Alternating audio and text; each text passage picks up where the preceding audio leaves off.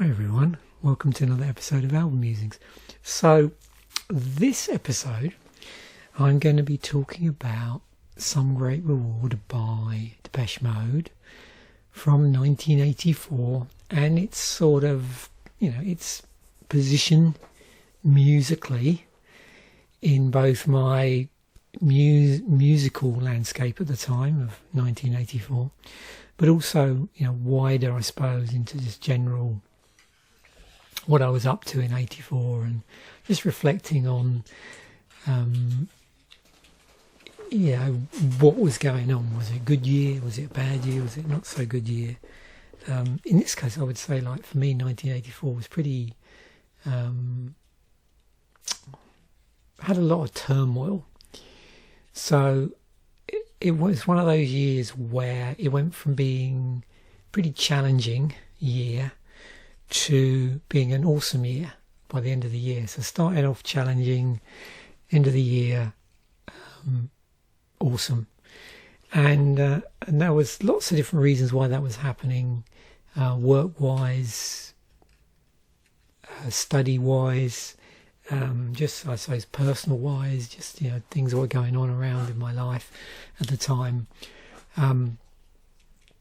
But I think the main thing, I suppose, at that time, which made it so tumultuous, whatever the right word is, was really that I'd gone at the beginning, or the end of 83, I suppose. There'd been a massive change at work where the part of the place I was working, which was this lab with a production area attached to it, at that point in 83, and then into 84, I'd previously been working in immunology and I just loved the job. It was an awesome job. I worked in what was called technical production, where we were sort of making up all the specialist solutions and doing all sorts of protein purification, various other things.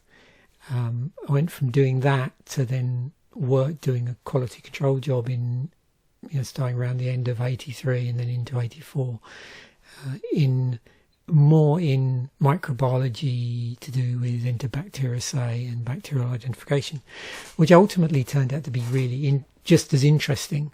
But at the time, you don't always see that when that sort of happens. And it was a real massive change. And it, from its origins in 83, sort of came out of the blue. And what had happened was they'd taken part of the firm and they'd taken out the bit I worked for originally and effectively turned into its own startup elsewhere in the country. And there were only select members of staff that were sort of invited to the new thing in terms of financially. The offer was there, you can come, but you won't get the same sort of financial support for moving and various other things that the people had been specifically invited. And all they invited was basically the senior technicians from each department and the senior managers, and that was it. So there was literally about 5 people, I think, 5 or 6 people that were ultimately invited. And several people turned it down. They didn't want to move across the country. Other people like myself and most of the other technicians, I don't think anybody moved that hadn't been given a financial incentive, actually. So ultimately the only people that went were those that were given financial incentives to move. So real key members of staff, without which it would have been hard to move, because they had sort of certain technical knowledge and skills that were not easily replaced. So that was the main thing, I suppose, that underpinning it all. But then I started to find college particularly challenging. I was going to college simultaneously. The firm were paying for that, actually, and I'd completed 2 years from 81 to 83 doing a B.Tech in chemistry, and then then 83 into 85 I was doing my H.Tech in biochemistry, biochemical techniques, because that was more aligned with what I was then doing. But what I was finding is, after about the first half of the second 2 years, it was getting a lot more challenging. The ONC I'd done in Crawley, which is fairly close to me, fairly easy to get to, and it was sort of split between a day and an evening, so like 9 to 5 and then 6 to 9 in the evening on different days. The one in Brighton, because of the distance to get to it, they used to do it all day from 9 to 9. And if you've ever done like college 9 to 9 with, there's a break at lunchtime obviously, and then a break between I think 5 and 6, it's pretty challenging, where you've got like multiple lectures and multiple practicals during the day.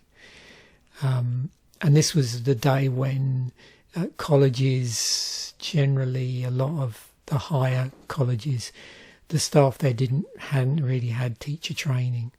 So they were experts in their field, but it was a bit hit and miss as to how good the standard of lecturing was, and whether it would just literally be a chalk and talk, where you'd literally be copying stuff off the board, which I have experienced, and is not really fun to try and learn that way.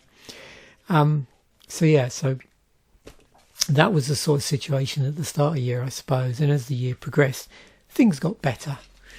And as I was thinking about this and, trying to, I suppose, build in some sort of framework to think about things like this, I was minded to the whole circle of influence, circle of concern.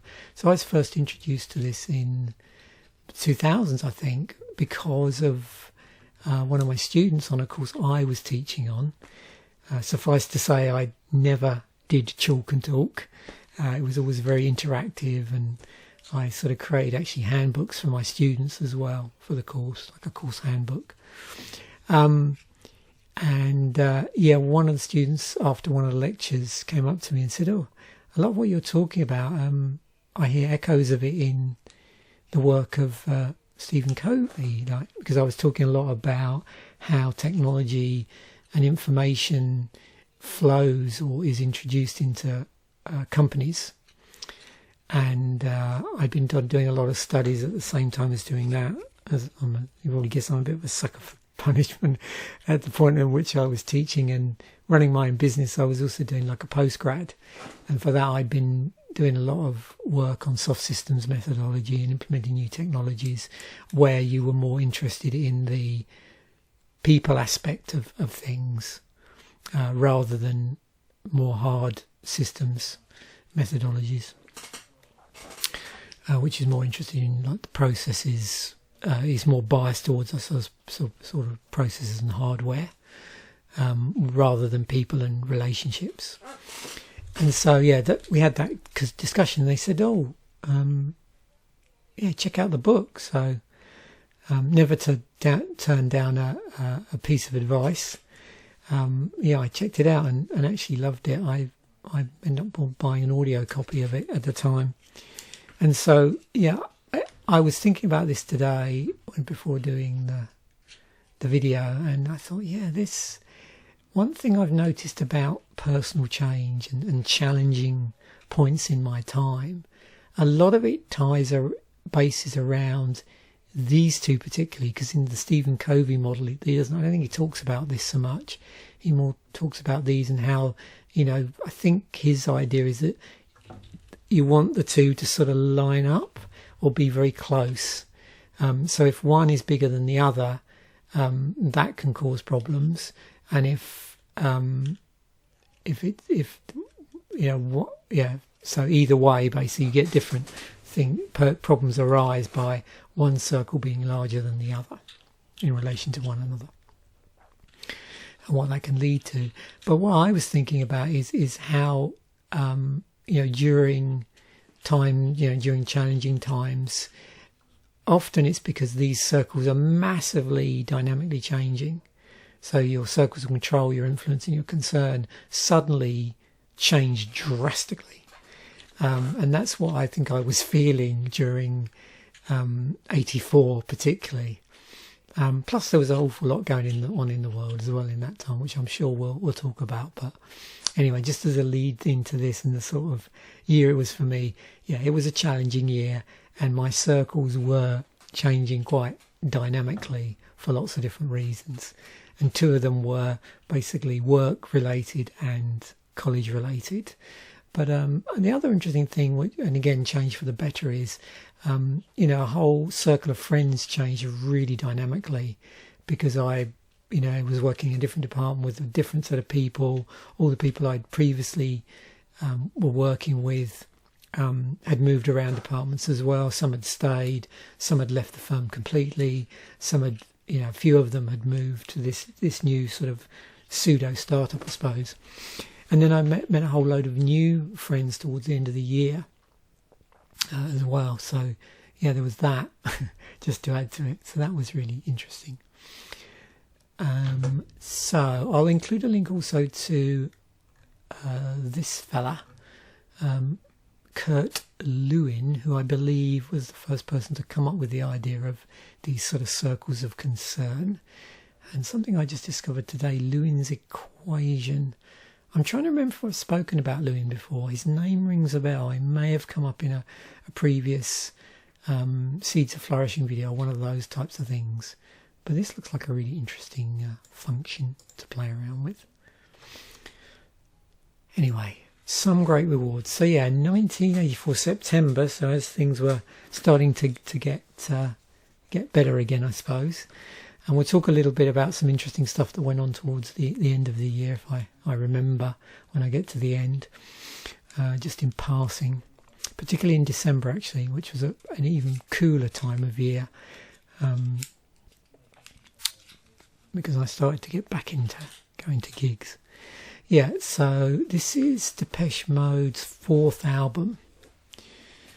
And at the time, and this is the case, I think I may have said already with this sort of series going forward, I'm going to pick albums that I sort of warmed to slowly, or bands that I warmed to slowly. So Depeche Mode in the 80s, like a hugely influential band in the 80s. I would say up there with sort of bands like U2 and the like. And also if you want me to do an episode on the 80s generally through the sort of lens of the UK music scene, but it'll go wider, but generally through, me being in the UK and what impression I was getting. Let me know in the comments section if you'd be interested in me doing like an 80s themed episode about some of my sort of favourite bands of the 80s and ones that I think also either favourite or were very influential, or were influential and not necessarily one of my favourites at the time. So yeah, hugely influential band, Depeche Mode. I think at this band, this is when they really took it to another level, because as it says here, this is the first album where they achieved chart success in the US with the single People Are People.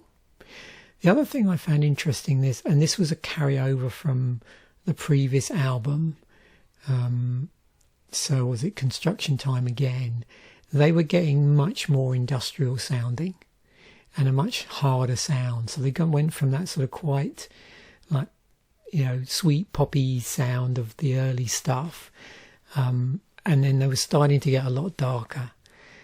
And at this point I was aware of them more through the singles than anything else, and also the jukebox in my local pub, which I was frequenting at the time. So yeah, that was my sort of sum total of my exposure was through that. And then we'll talk a little bit in a minute when I sort of locked into them and then started, the usual process of infilling. So yeah, I came out in 84, and 87 was around when I really picked up on the band due to this album, like properly in 87. So let's just get a feel for the UK charts around that time. So this is the album charts, and this is the week when it went straight in at number 5. New entry straight in at number 5. And yeah, I can see some old friends here. So Eliminator, that had come out, I believe, in 83. So a lot of the stuff we're going to see here is going to be 83 releases, because there's going to be stuff kicking around the 84 albums charts in September, which are still riding in popularity from possibly the previous year. As we get through and slice this on albums of the year, like I usually do. We'll start to get a better feel for the albums that were actually out in '84, but this gives you a bit of a sort of musical backdrop from a UK perspective. So already I can see several albums here, at least 2 that I owned already or were in the house. Eliminator, which one of my brothers bought when it came out. I also had that on cassette, I think. And Purple Rain, which I bought when it came out. I'm trying to remember when I bought this album. I delayed a bit by this point my buying of Queen albums for some reason. So I don't think I necessarily bought Queen when it came out. What else have we got? Oh, this album. Yeah, I remember buying this. Because I remember, this must have come out a bit earlier, because I remember sometime, I don't know when it was it 83 maybe? Actually going over there, I think for a meeting at, maybe it was a lot later actually thinking about it. But I think I was over in Crawley for a meeting for some reason. It might have been, it was related to college, but it was after I'd left there. And me going in and buying this album. Oh, Thriller. Yeah, that was an 83 release, I believe. Oh, this album, Power Slave by Iron Maiden. I think I didn't buy that until possibly, the end of 84. It'll be interesting to see when that comes out. And this is a band I just, end of 83, we're just starting to get into U2 through basically Under a Blood Red Sky.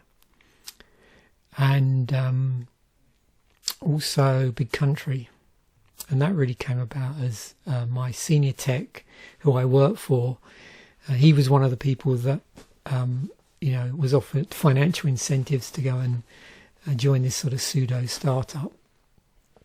And he's after, in the process of him sort of, after he moved, we kept in touch, and he said, "Oh yeah, I've just discovered these 2 really sort of guitar-oriented bands, which I think you'll like," because he was a big sort of classic hard rock and metal fan.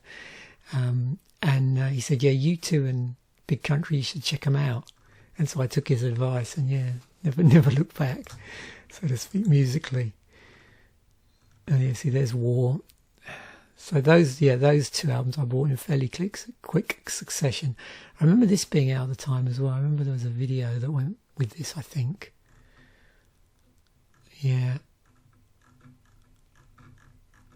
I did get to see Dire Straits sometime in, I think it was 85. Okay, so Depeche Mode discography wise, so we are here, yeah. And as I've said, this was my step-on point in terms of the first album I bought by them when it came out. And then between 87 and the release of Violator in 1990, so 3 years, but probably around, I reckon, 88.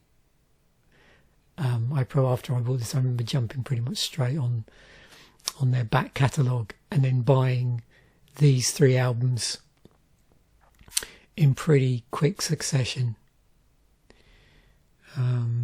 Probably in this order, actually. Newest to oldest. So I bought this when it came out, and then retrospectively this, and this, and this. And then, so sometime in, end of 87, 88, sometime 87, 88, was when I first listened to this album all the way through, but I'd heard various things off of it already. Things like, if you look at the track listing, you've got not that album. That album. Right, if you go back to People Are People, Master and Servant, Blasphemous Rumours, that's the one I really remember. So that's 9 tracks on the album. That's a really good track as well, Somebody. I was listening to that the other day. I went on before I do a lot of these, obviously I go on a bit of a jag again, and I listen to one of their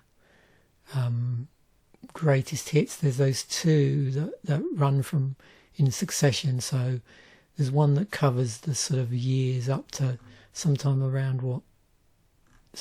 the 80s, maybe later, and then it may have been, was it this? Oh, here we go, yeah, this one.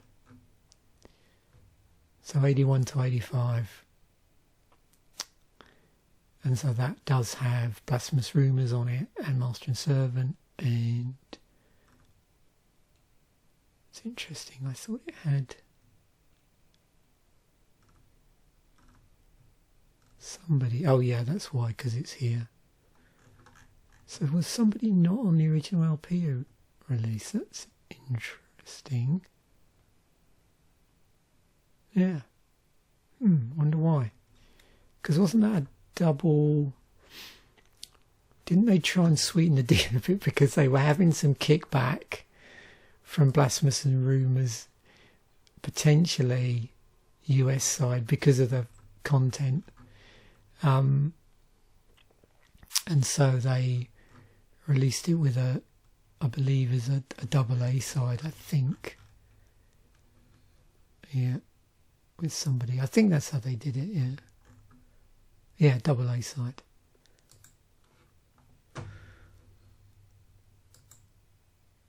And then if I look at the band timeline in terms of musicians, this is definitely my favourite period when Alan Wilder was in the group, I think. And that, I can see that sort of reflected in when I look at, where is it, their discography. Yeah, I got through to here. So he was still around in 93, and Ultra was the one where, yeah, he wasn't on. So yeah, that would tie in, because didn't this have Walking in My Shoes? Yeah, that's right. Yeah, and they're really from, I suppose my appreciation for the band really peaked around this period, like 101. So yeah, if you ever get a chance to, there's a documentary film. So there's several things. I actually own the live album. It's a great live album, actually. There's also a documentary film, and so there's a film of, yeah, let me get this right. So the documentary film is a film of the gig, but in addition, and it was broadcast on Channel 4, I think.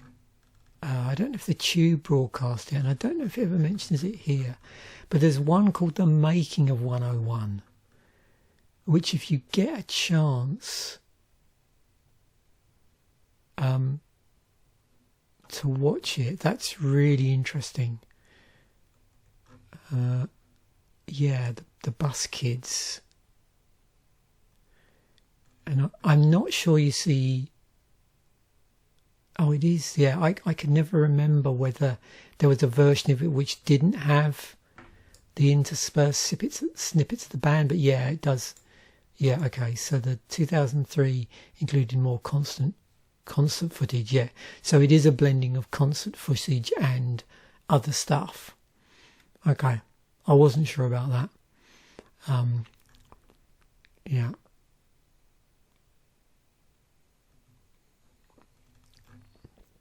So yeah, definitely sounds like it's well worth tracking down the most comprehensive DVD of this that you can find, because that would make sure that it's got any additional material as well, which is well worth it.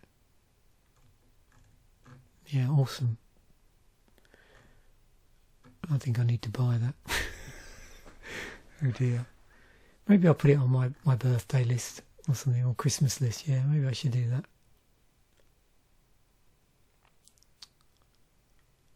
Oh, there we go, see? Yeah.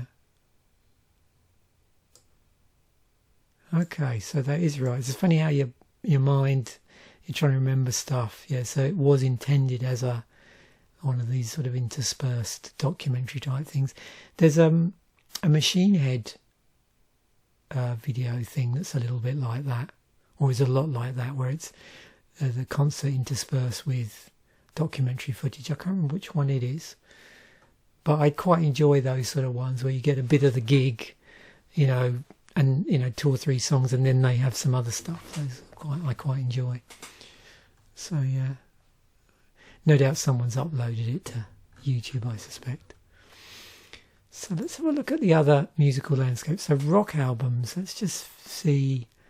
Oh, so yeah, some real classics here. Now, quite a number of these are sort of me after the fact checking them out, but just looking at this list, yeah, and this at the time, this I bought.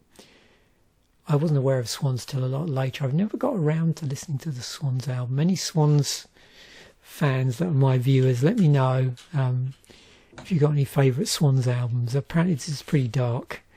I sort of more got into them around,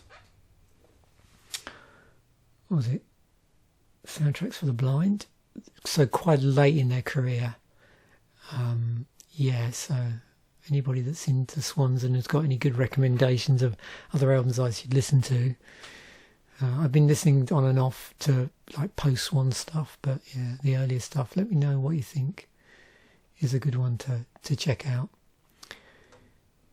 This is a great album, but I didn't listen to it until way into the 2000s. I'm trying to remember what cover they do on that as well. There's a pretty cool cover on there, but I just don't remember. Oh yeah, this. Yeah, I was pretty much buying from, what would it be? I think of the name of the Van Halen album. With, what's the one with Unchained on it? So you've got Diver Down, haven't you? And then there's another one which came out, before Diver Down, I think. Yeah. And so, yeah, I remember buying this at the time. It was very much sort of, once I locked into Van Halen in the sort of 80s, I was buying albums by them as they came out. So, yeah, I wish I could remember the name of the album now. But, yeah, I think it was just before, whatever the album was before, if I've got it right, before Diver Down, that's when I got into the, started buying the stuff as it came out. Yeah, another one which took me years to get into.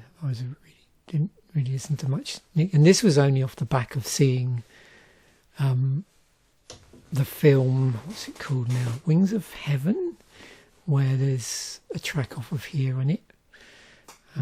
So yeah, and I was aware of things like Release the Bats as well, but then wasn't really again until probably the 2010s. I've seen Nick Cave live in the 2010s, but it wasn't really till around the time of trying to think of the album, a couple of albums before Ghosteen.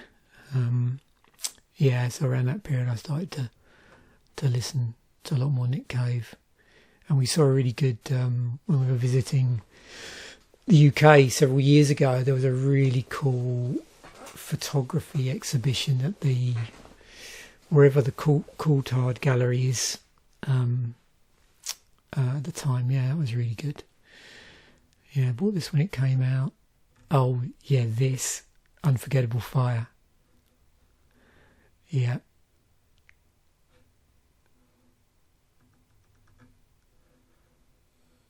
Oh, that was Scorpions Love at First Sting. I remember having that at the time. That's funny. Yeah, I didn't get into this band until quite a bit later. This friend of mine, she's a massive Bryan Adams fan. And I remember this came out, and then I didn't get, I got to know her through a sort of mutual friend, and oh yeah, she used to just play this all the time in her car. This and the Eurythmics album, the one with, is it True Blue on it? One of those, that one, because they had 2 albums out in real quick succession. And this is an awesome album. If you never listened to the Bon Jovi debut album, I think this is my favourite Bon Jovi album actually. But I didn't listen to this until didn't buy it until about 85, 86 when I picked up on, was it 7,800 degrees Fahrenheit? However you say it, 7,800.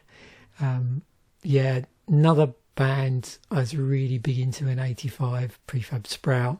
Didn't buy this until around then. Learning to Crawl was out this year, 84. Oh yeah, I got into this band around that time.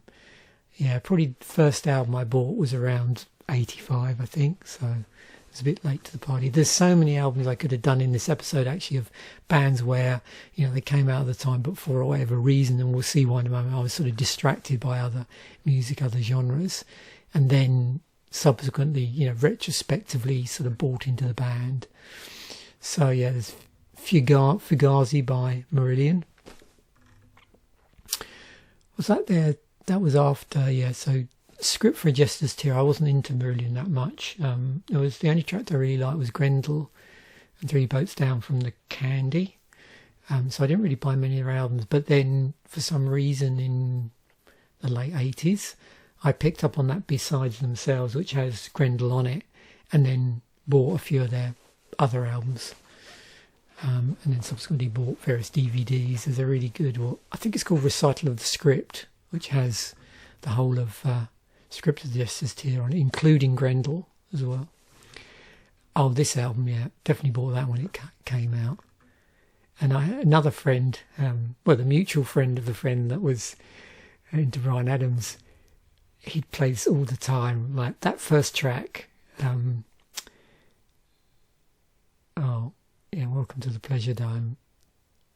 Yeah, I remember. It seemed to be a soundtrack for us driving around the M23, M25 on our way up to various London trips. That would come on, and it'd be a challenge to see how far we could get on the motorway in the course of the first track.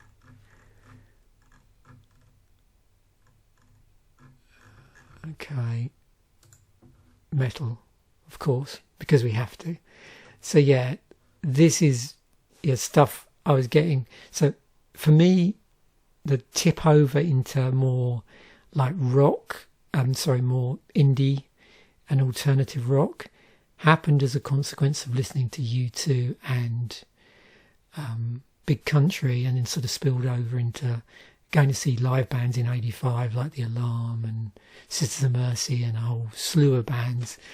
But in 84 I was still very much had my foot in a hard rock metal camp, and so yeah, I bought this when it came out, this more towards the end of the year. I mentioned about Van Halen. Bathory, if you've never listened to this album, it's well worth a listen. Really raw. If you like that sort of early, Venom, Bathory, Hellhammer. I noticed Celtic Frost is here. Yeah, I bought Morbid Tales around this time. So yeah, and this as well, slightly later in sometime in 84.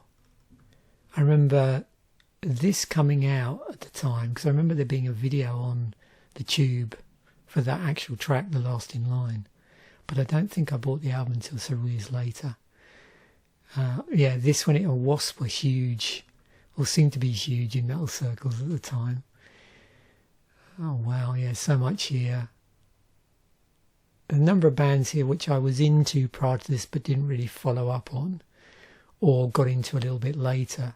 Like my youngest brother was a big Saxon fan, so we had all the early Saxon albums in the house up to about Denim and Leather. I don't think he had this one. I did see them in, must have been 85, because it was when I was sort of finishing up. Was that the one? Maybe even 86, thinking about it. I know having to take some exams the same day, and then, or I'd been doing exams all that week, and then Friday was a Saxon gig in Brighton, and I remember Saturday morning waking up just completely wasted, not through alcohol, but just having such a taxing week, and then going to this gig and pretty much getting semi-crushed because everybody was like standing on the seats. It was at the Dome, which was seated at that point, the Dome in Brighton. It wasn't really a suitable gig, and I remember doing that, and then it sort of all falling and me getting pulled under, and having to sort of push everybody off of me. So fortunately someone sort of pulled me up, so that was really helpful. But yeah, it wasn't really a mosh, it was just caught in a collapse. That was a follow-up, wasn't it, to the previous album? Weren't they the first metal bands to have a #1 hit in the US? There was some statistic about this band, which I can never remember. Yngwie probably didn't start to listen to him until around the time of Trilogy. So this is the first album, isn't it? And there's some other cool, if there's any doom metal fans out there that happen to watch my episodes, don't know why you wouldn't necessarily, but you never know. Yeah, these albums are classics, aren't they? Trouble, Psalm 6, and St. Vitus. It's funny, I got into a random conversation with my wife the other day about doom metal because we've been to see now Queens of the Stone Age. So I was sort of talking about Desert Rock and Caius and stuff like that. And my wife's a big music fan, but she's not quite so familiar with a lot of the doom stuff. And so we were trying to sort of, between the two of us, she was asking me about people like, the guy in High on Fire, Mike Pike, and the other person I mentioned was Wino. And I was like trying to remember which bands they were in, which is quite funny, trying to do it from memory. So it's like, yeah, now it was Mike Pike in here. He was in High on Fire. Because I couldn't remember, and then she looked it up on her phone because it was Sleep. So, and then I was trying to, off the top of my head, I was thinking, yeah, well, I know Wino was in The Obsessed and all these other bands. So it's funny seeing this. But yeah, for me, this was the first, I think the first thrash album I bought was Ride the Lightning. Around this time I'd bought a sampler.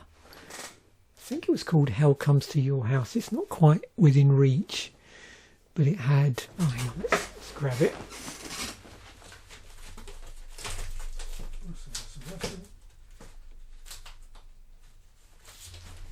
Hell Comes to Your House. Music for Nations. Here we go.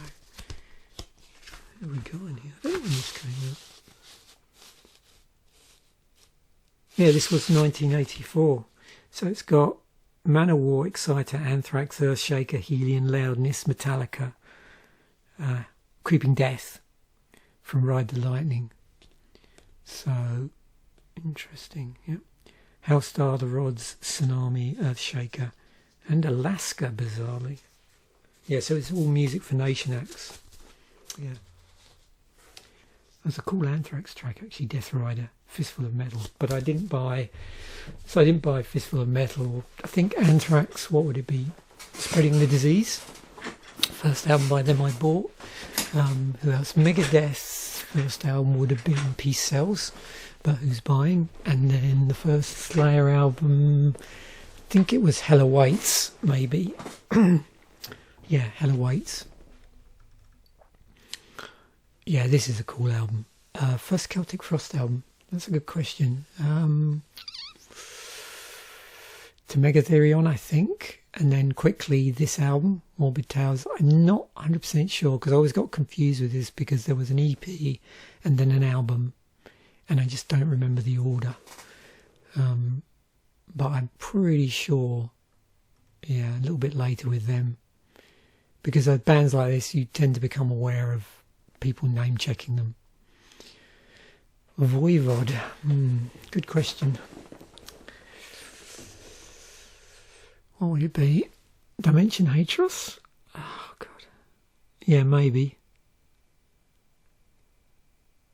maybe Killing Technology, but I'm not sure. Anyway, yeah, wow. So that's me, sort of, very much in the super heavy band thing, but like being distracted by, these, alternative, whatever you want to call them. At the time, I don't even know what they were put into in the UK. I mean, what Celtic rock bands like U2 and Big Country. Okay, post-punk, where was that? So yeah, The Cure, The Top, I already mentioned that. I wasn't listening to much Echo and the Bunnymen, fun enough. But great album, great band. Oh, this album. Yeah, so round about end of 84 was when I met all these new friends. And another one of them, she was a big Cult fan. I think I might have mentioned like weird music choices. So she was into the Cult, Marillion, and Christa Berg. Anyway, well, more Don't Pay the Ferryman era, Christa Berg, I think. Yeah, so it was really through her that I got into the Cult, and we went to see them around the time of... Well, I actually saw them at the end of 84 supporting Big Country when they were out on tour with Big Country to actually support a single, which bands did back then. They just had Resurrection Joe released. So this had been out earlier in the year. Resurrection Joe was released around Christmas time. They were on out with Big Country. Big Country was supporting Steel Town, I think. And didn't think much of it at the time. And then I think She Sells Sanctuary came out in 84. And I said to my friend, you want to go and check? Because I knew she'd gone on about them. I said, oh, it must have been a bad gig because they're really good. So like, do you want to go and see them? So he was like, yeah. So, went down to Brighton twice in 84. Once because they were supporting She Sells Sanctuary, and they then, which was a single, and then they toured to support the album about 2 months later. And we saw them at the Top Rank. And then we managed to persuade more friends to go and see them, saying, well, they're actually a lot better than you thought. The first Icicle Works album was out. I didn't get into them until around the time of the second or third album, so after The Price of the Small Bicycle. I was minded to this the other day. So one of the reasons why I chose to do 84 this week is because I've been listening to a podcast called The Album Years, which has Stephen Wilson on it as one of the people who's from Porcupine Tree. And he was talking about 84, and then he mentions Dallas Carr. So this is Pete Murphy from Bauhaus and the bass player, whose name escapes me, from Japan. It's a cool album. Check it out. I think I have the 12-inch single to this, but I'm pretty sure I just owned the cassette, so I'd have to see if it was on Spotify. I was going to listen to it this week, but I forgot. Okay. Oh, this band. So, yeah, I nearly went to see them. I don't think I did get to see them. Some bands I'm unsure of. Like, I remember 85, 86, there was some opportunity to see several bands in Brighton, but either the gigs were like really super late at night, or I just had run out of money, and I think that was one of them. Yeah, I think that was one when I ran out of money that month, so I couldn't go. Or I was running short on money, so yeah, didn't get to go and see them. But yeah, I got into them a little bit later, 85, 86.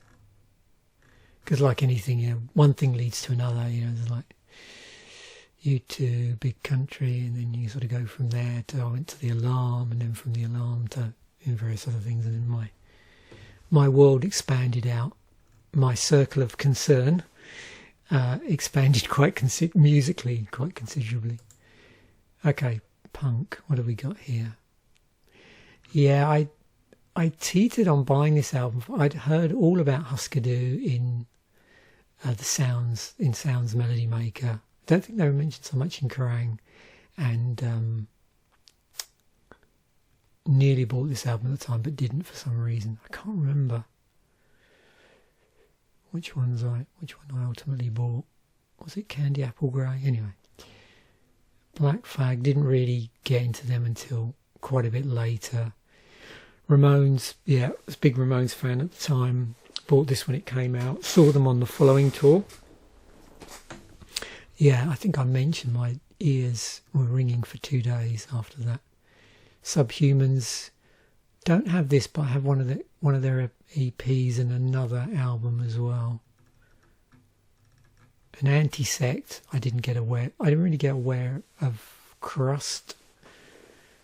Was it crust punk until about the 2000s? So I got hold of this album on CD, which is literally just a rip of the album. No joke. There's no dividers between the tracks on it. It's the only CD I've got like that where, like, there's just the A side and the B side, and that's the only, separation between the tracks. Anti-Sect and Amoebics. Amoebics is the other one. This with Amoebics, the tracks are properly separated. Yeah. Sometime in the 2000s, I went down a little bit of I revisited like an anarcho-punk rabbit hole, but became a little bit more of cross-punk. Yeah, Corrosion of Conformity, not really until whatever album had Dance of the Dead on it. Right. New Wave. I thought I'd better just have a quick look at this in case there's anybody that bubbles up. Oh yeah, I remember a friend of mine just playing this album a lot. I wasn't a big Simple Minds fan. It took me a while to warm to them. I don't know why. I never really liked, what was it? Their early they've been going for an awful long time, actually. An awful long time. And there was that period between this and their early stuff, around the time I think of Chelsea Girl, where I didn't really like the band that much. And it was really not until New Gold Dream, but I didn't listen to that until end of, I don't know, 84 into 85, maybe a little even later than that. And that was again just through friends incessantly playing them, and me hearing New Gold Dream. So yeah, Human League. I've always really liked the album with Sound of the Crowd on it, and Don't You Want Me? Was it Dare? But didn't really keep up with them. I think I bought that on multiple different formats and the compilation album. I can't remember if I ever owned this. So yeah, this for me was the big album of the year. So I bought this and went to see them live in end of 84. And as I said, the Cult was supporting. So yeah, and I ended up seeing Big Country, I think, either 3 times or 4 times. I think I saw Big Country 3 times and actually saw the Cult 4 times. I think that's right. Yeah. Once supporting Big Country, twice on their own, and then once when they turned into AC/DC on about the 4th album. Well, that's what it seemed like. And it's funny, their fan base completely changed. So, like when I went to see the Cult in around the time of Love, it was all sort of very much an alternative crowd, quite mixed though, but definitely high percentage of goths, alternative folks. I went to see them then again in 87 with the same friend that I'd seen them in twice in like 85, and a completely different band. Sorry, not completely different crowd. It was like being at literally. It felt like I was at a Saxon gig, actually. Yes, strangest thing. I don't think I've ever experienced that with a band. such a big change in the fan base.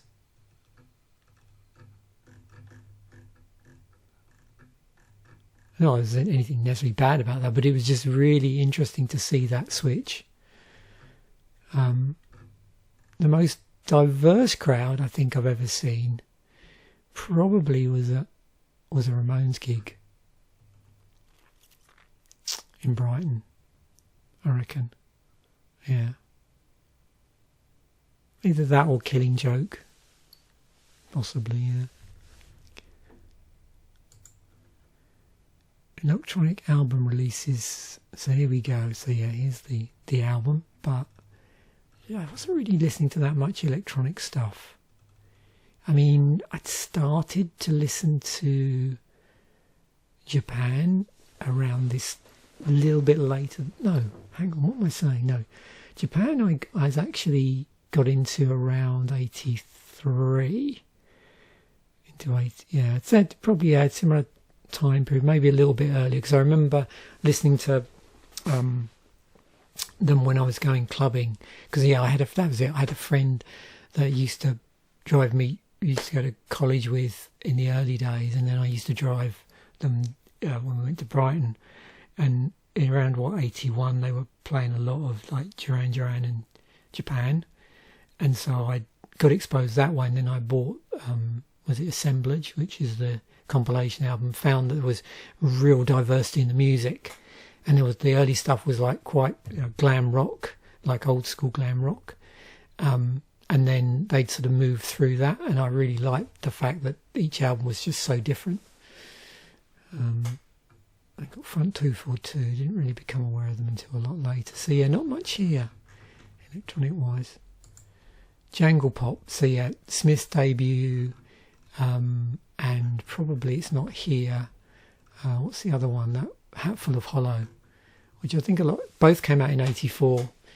A Hatful of Hollow is a bit more of a compilation. Well, it is a compilation of singles and sessions, but didn't really get into the Smiths probably until after they packed up. Yeah, I think it did cross my mind to go and see them in Brighton around the time of Meet Is Murder, but yeah, I didn't. And then ultimately, in those sort of mid to late 80s, the first album I bought I think was this one, and then didn't buy anything much by them until I decided to infill them through a bit of a CD buying splurge in the 2000s, when loads of their albums got sort of super cheap, and I just bought all of their back catalogue in a single hit. Pop albums. So I remember one of my friends playing this album a lot. Same one that used to play Frankie Goes to Hollywood. Yeah, so I didn't own any of this stuff and didn't really buy it. I didn't listen to much Alison Moyer until, again, the 2000s.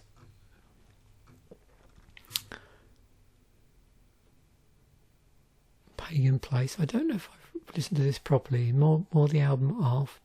The album with was it Don't Bang the Drum on? So I think that came after this, didn't it? I think that's right. So that one, but yeah, not so much this one.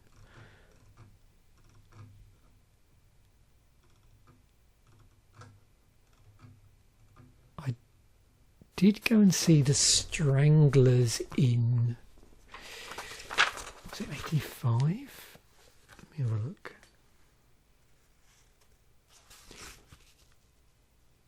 Oh, sorry, 86. So yeah, a couple of years later, I'm down with my middle brother. The Stranglers and the Wonderful Wigglers and Exmo Deutschland, I believe. And 85, a bit earlier. They had a comic as sport, bizarrely. Yeah, so 85. So yeah, 85 and 87, both times with my middle brother. Became a bit of a tradition. We went to see them and New Order, probably in 85 as well. Yeah, what happened was I had a friend, we were supposed to go and see the Stranglers, and they backed out at the last minute.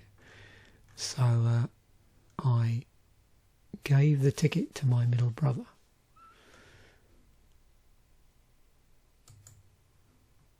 And then just in case I've missed anything, so yeah, that's because I'm not quite sure with some of these, they sometimes fall into weird categories. So this is always good. Okay, so yeah, that's that. Oh, Like a Virgin, yeah, big fan of this album. Pretty much bought it around the time it came out. Yeah. Always space for Madonna in my record collection. Purple Rain, of course, I mentioned. This album's really interesting if you like Brian Eno stuff. I wasn't, or maybe it was out the previous year. Was it Apollo was out the previous year? But yeah, I did my year's series. The other thing is that I got reminded of when I listened to the podcast, the album years, was that with Arvo Pärt, how do you say it, Tabula Rasa. But the one that I'm more familiar with is the track Spiegel im Spiegel. But yeah, when I listened to Spiegel im Spiegel and discovered that, I went on a bit of an Arvo Pärt jag for a while. And so I'm now getting into listening to classical music in this style in the afternoons a lot. And I find it very relaxing. This is a really cool album. It's like a sort of supergroup to some degree of, like, 4AD artists and people that were very much part of the indie collective at the time. Trying to think of the vocalist from her name, Liz from Cocteau Twins. I can't remember her second name.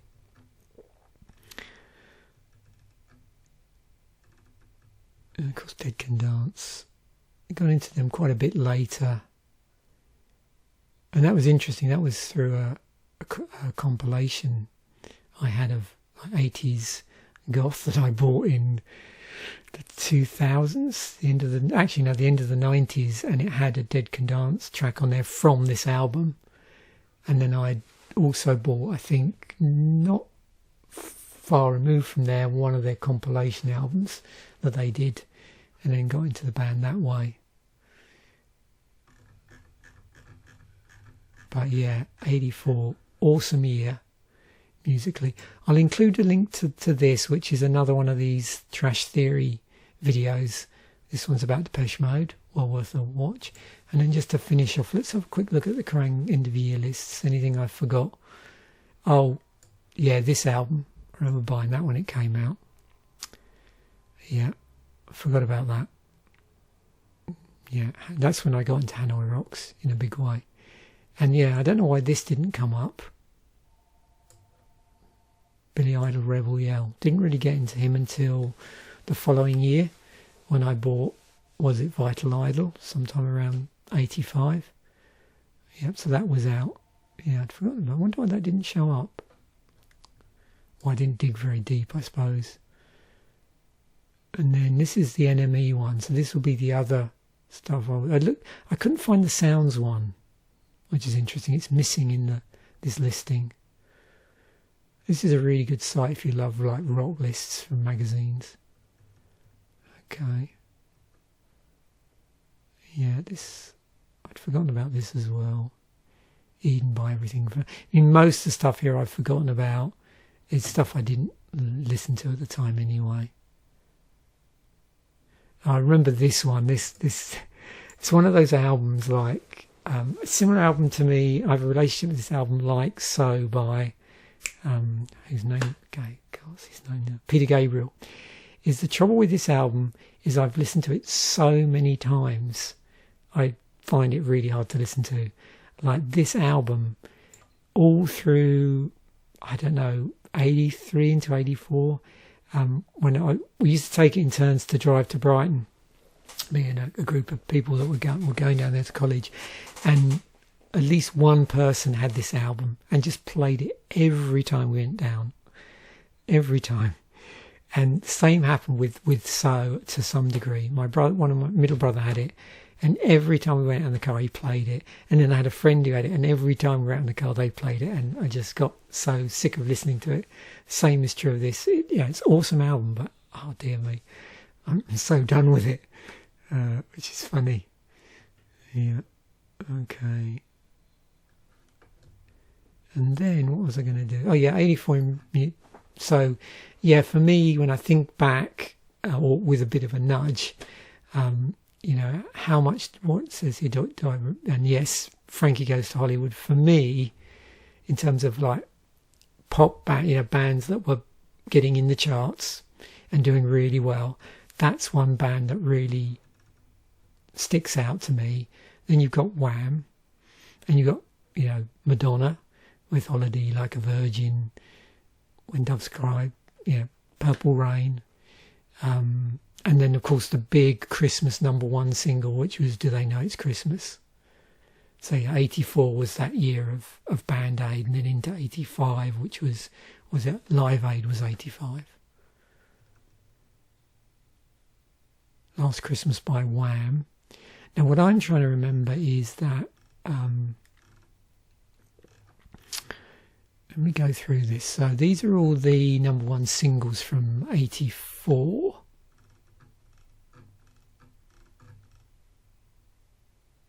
That was it. Yeah, I remember this being big in the lead-in, Power of Love. Even though it got pushed off #1, it still got played quite a bit on the chart shows. #1 albums. I remember this coming out. I didn't see Paul Young until, what was it, 80 again. I went with a massive group of friends to see him, and we went, I can't remember if that was the one where we went clubbing afterwards, which was a really cool night out. It was either that or it was when we went to see Tears for Fears. But that was 85, December of 85, so yeah. And Tears for Fears was November of 85, so the following year. But yeah, I remember this. And I did buy this album actually probably, yeah, so 83 this came out. So again, these aren't albums that came out in 84, but they were big in 84. So I think Touch might be the album I'm trying to think of. When did that come out? 83. Yeah, again, so a lot of these. Sparkle in the Rain was 84. Legend, when did that come out? That was 84, so yeah. Okay, so these definitely 84, right. And then there's the best-selling singles and the best-selling albums. But I'll include links to these so you can flick through them, and if you're interested in, you have an 84 nostalgic jag, then maybe you want or you're just curious, you can look through. So, thanks once again for watching. Bye for now, and I will catch you in a future video, hopefully.